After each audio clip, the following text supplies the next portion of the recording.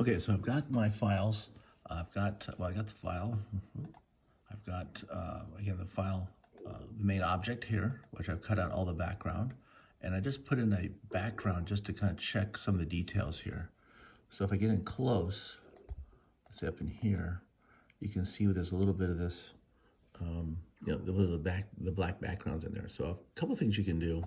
I can actually go over to my select tool, like this, Magic Select tool.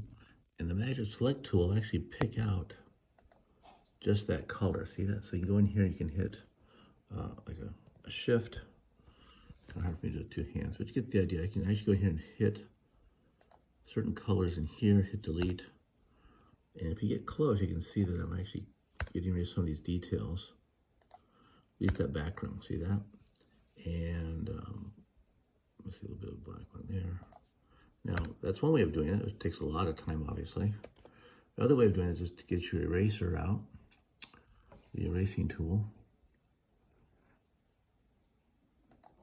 And I can actually sort of create a little bit of a fuzzy, just take out a little bit of this so it kind of blends into the background. That's kind of probably a little quick way of doing it. Just a little bit popping this, so it kind of just makes it look fuzzy. So so you see it kind of blends in a little bit. Then I can also take that erasing tool and go really small and get in here and actually maybe erase out some of this area. I don't like, some of the detail down here doing this. So we can kind of, there we go, make a little more of a natural look to it. And then if I want these hairs to come out, I can either draw them, which is hard. You can use a pencil tool, pen tool.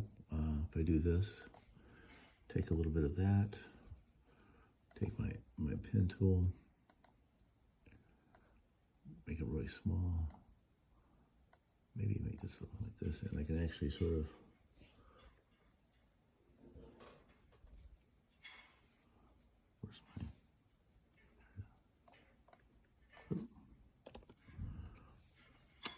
I'll make this a little bigger. Kind of went away on me a little bit. There it is. Okay. So I can actually take this tool and I can actually sort of, I think we'll probably go back to a real thin. Again, this could take also a lot of time too. Another tool.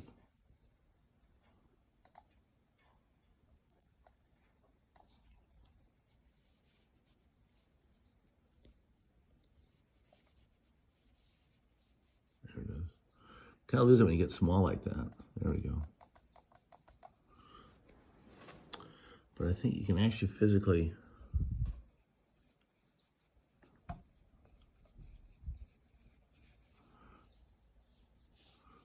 think it's too small. Number 1, you can't even see it. That's not going to work. Let's say number 4. There we go.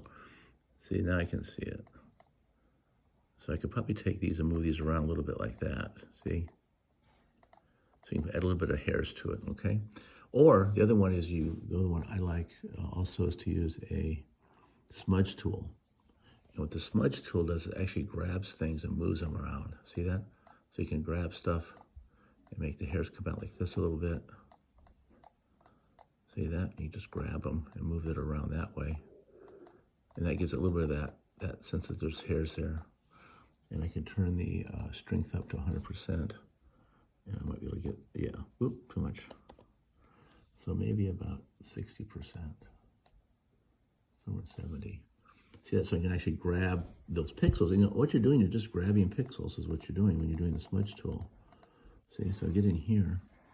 Again, I've got my smudge tool here. Turn it down. And I could just simply take like this and see I can create those hairs, okay? Now if it gets too fuzzy, you can go back to this area here and hit sharpen, and then you can sharpen up just a little bit. See that? Now here I've got a little bit of I need to erase this one out here. Okay, so when I pull back, there, you don't see, it's sort of a natural look. So you could go around the outside of this. Obviously it takes a lot of time. That's why people get paid money for this. And you can actually fix this. But since we're not too sure what the background is going to be, I'm not going to spend a lot of time there. And so we've got our image. So now I'm going to go to show you how to get to a PNG file. We're going to delete this layer here. We don't need the orange layer anymore. So I've just got this image.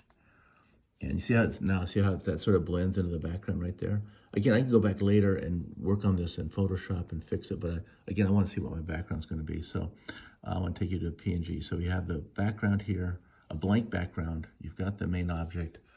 Go here to File, and it'll say, let's say, we usually say Save As. Okay, you go down here, and there should be Import or Export. Let's see, it's under Edit. Okay, we have, here it is, Export. Okay, so under File, Export. So where you would normally say Save As, we're going to export here. Now in the export, it says Quick Export as PNG. Okay, so we hit that. It's going to tell you where to put it. I put it on the desktop, and we're going to have a PNG file. We'll open up in Illustrator later. Okay, and I'm going to save that. And it's going to. I had another one in there I was playing with, so I'm going to replace that one. So now this has been saved as a PNG file. So that might be the end of our Photoshop. So we'll take a look at now, or if we want to come back and fix some more things here. But I wanted to take you through the process. Okay. So next stop will be Illustrator.